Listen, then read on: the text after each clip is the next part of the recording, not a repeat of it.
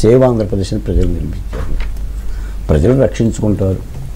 ఆంధ్రప్రదేశ్లో మళ్ళీ ఇటువంటి పాలకుడు ఇలాంటి నిర్ణయాలు తీసుకోవటానికి చరిత్రలో జంకుతాడు. ఒక్కటి సింగిల్ వర్డ్లో చెప్పమంటా నేను, ఈ ఓటమికి జగన్మోహన్ రెడ్డి గారి ఇంత దారుణ ఓటమికి ఒక్క వరుల కారణం చెప్పమంటే ఏం చెప్తారు? అహంకారం అంతా నా ఇష్టం. అదే చెప్తారేమో అనుకున్నా. అంతా నా ఇష్టం. అహంకారం అంటే అంతా నా ఇష్టం లేదు, అహం బ్రహ్మస్మి.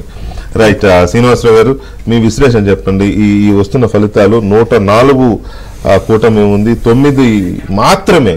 అది ఊహించని నెంబర్ నిజానికి. ఆయన ఎవరు సర్వే ఇస్తే నేను ఆశ్చర్యపోయేది ఏంటి మరి ఇట్లా ఉంది. సో మేబీ అసాధ్యమేం కాదు. ఆయనకు 151 వచ్చినప్పుడు వీళ్ళకి 171 కూడా రావచ్చు. అసాధ్యమేం కాదు.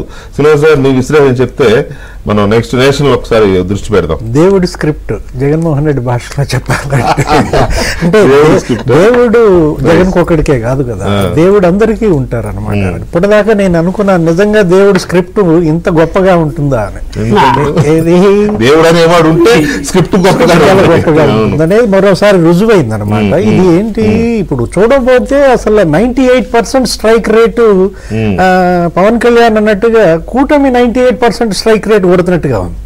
అవును, ఏది అది తెలుగుదేశం కూడా 98% కొట్టేటట్టుగా ఇండివిజువల్ గా. జనసేన 98% స్ట్రైక్ ఇండివిజువల్ గా కొట్టినా మిత్రధర్మమో పొత్తుధర్మమో ఏదన్నా కానీ అది పొత్తు కిందే చూడాలి, కూటమి కిందే చూసుకోవాలి.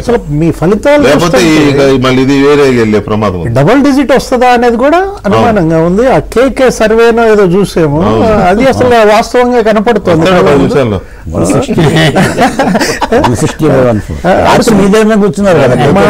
మా విశ్లేషకుడు అడిసిమల్ శ్రీనివాసరావు అనేవాడు సింగిల్ డిజిట్ అనేది.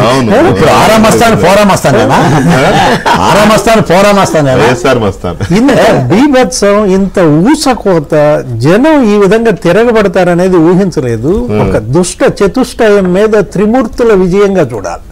ఎందుకంటే దుష్ట చతుష్టయం అంటే ఇప్పుడు వైసీపీ, లేకపోతే ఈ ఐపాక్, ఈ తర్వాత వీళ్ళందరూ కూడా ఈ నలుగురు